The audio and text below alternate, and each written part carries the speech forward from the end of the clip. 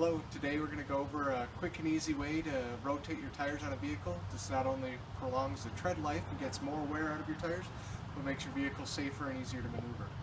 A couple of things you're going to need. You'll need just a simple tire wrench here, or lug wrench.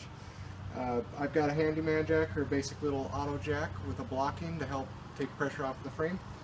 You can use your car jack, or you can use a bottle jack, a couple of different things to lift the vehicle up.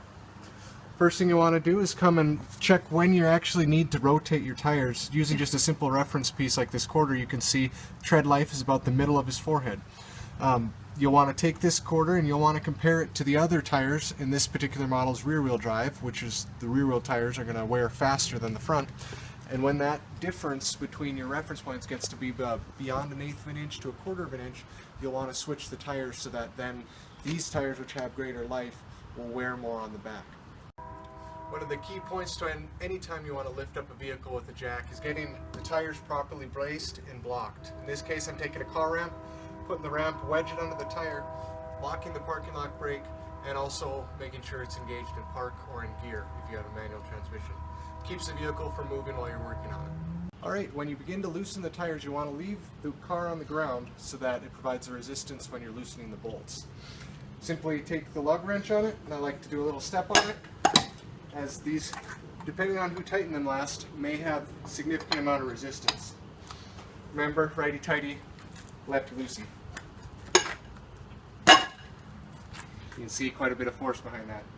Now once you've gone through and loosened all of these, you'll want to begin jacking the car. You'll need to consult your owner's manual for proper jacking locations depending on the model and make of your vehicle.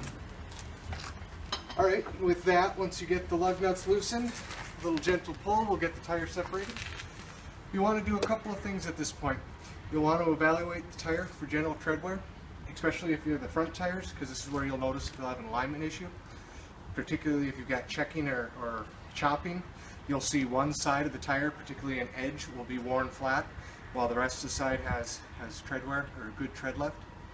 The other thing you want to pay attention to is you want a nice even wear across the tire. If you have an overinflated tire, think it's going to be more pointed, you'll have excessive wear in the center. If you have an underinflated tire, you'll have more wear out on these outer edges, and it'll be about even. So looking at this, we've got good even tread wear, doesn't appear to have any alignment issues. You'll want to do just a general slow circle with it, giving it a good scan with your eyes, looking for any punctures or anything that could be in the tire that isn't yet a leak but could develop into one. And one way to look at that, we'll come back to this rear tire here. Something to look for if you have a used vehicle.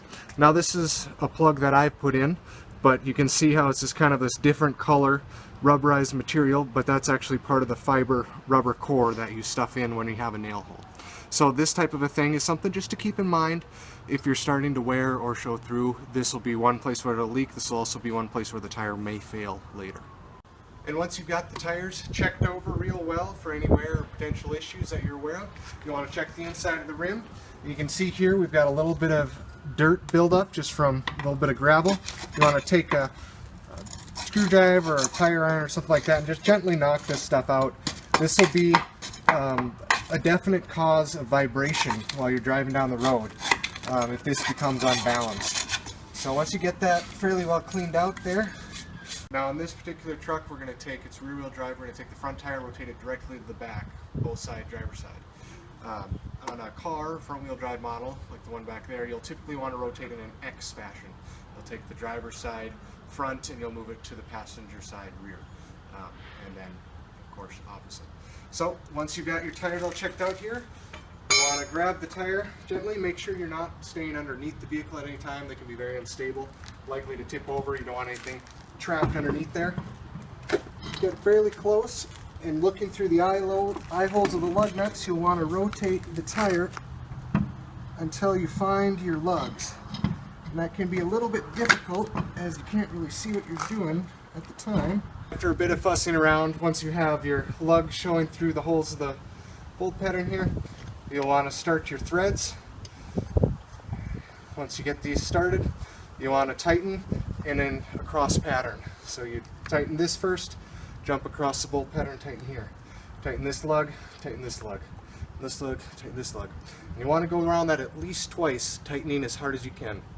After about 50 miles on aluminum rim, you'll want to retighten these lugs. Alright, once you've got your lug nuts set on and good and tight, you'll want to lower your jack, put the pressure back on the tire. Once you got that, you got a little bit of resistance to start torquing these lug nuts. You want to start the general pull there until they're good and tight. Then once these are all the way around and you've got your back tire on, I'm not going to tighten these in case you want to knock it off the jack, but once you've got both tires on, you'll come back around in the same way as we did loosening them. You'll want to set the lug wrench on there and actually stand on it until it doesn't move. And that's all. That's how you change your tires. Go out and save yourself $50.